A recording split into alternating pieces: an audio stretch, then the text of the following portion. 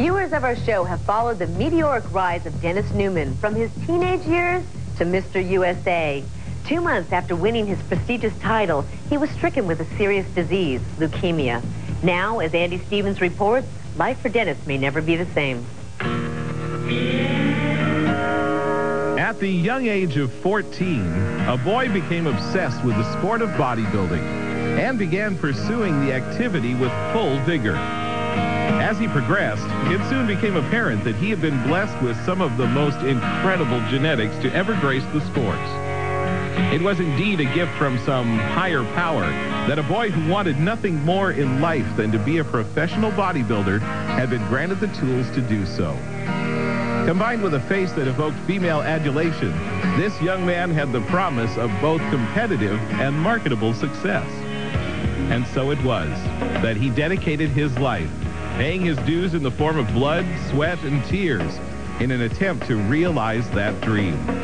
At the age of 24, after years of untold sacrifice, the effort finally paid off, and he was rewarded with the coveted pro card. His lifelong dream, at last, had been actualized. But fate, as impartial as it can be, had a catastrophic twist awaiting this young prodigy.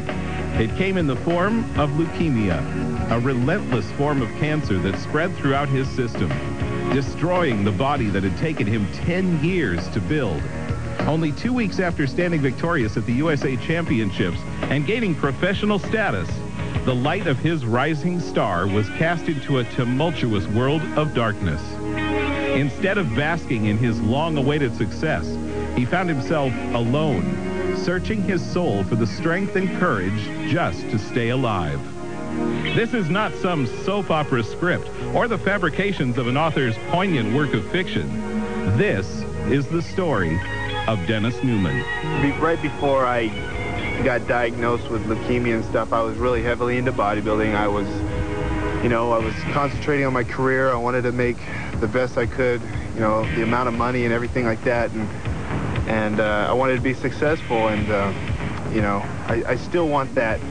But as far as the leukemia changing anything, it just made me realize that every day counts, and I shouldn't take every day for granted.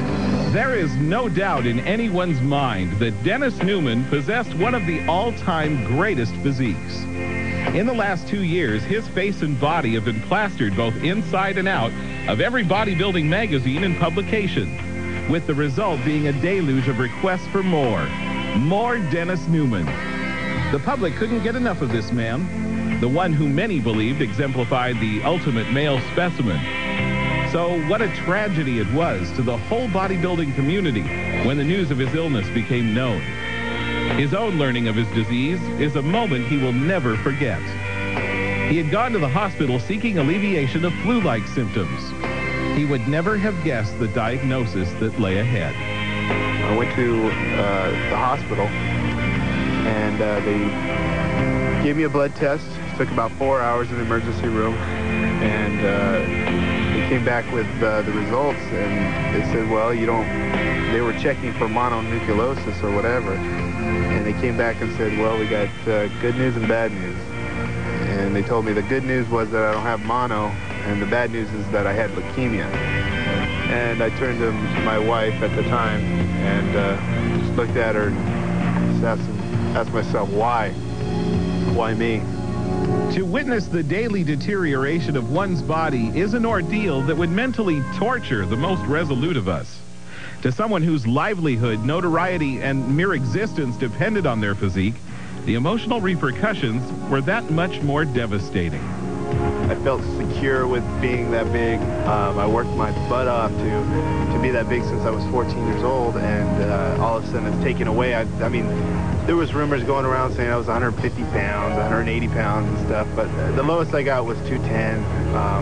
Right now I'm 230 pounds, and it's kind of like starting over. Everybody's, complimenting on, the size that I'm starting to get back again, and my weight, I'm looking healthy and stuff like that. But I like being big. I like the feeling. I like the way I feel about just getting tight and feeling big and lifting lots of weight and stuff like that. I just can't wait to get back in that size again. Leukemia is a serious, life-threatening disease, and there is no denying that Dennis Newman is staring death in the face. But make no mistake, he is not backing down.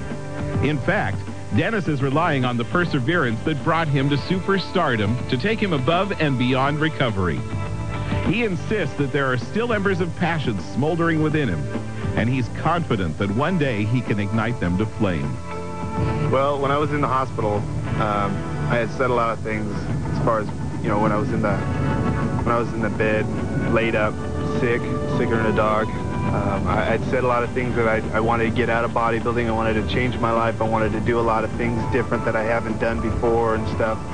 But it's a lot different when you're out of bed and you're able to work out a little bit and get your life a little bit situated and stuff like that. I want to get back into bodybuilding. It might sound stupid, but it's something that I've been dreaming to do since I was 14 years old.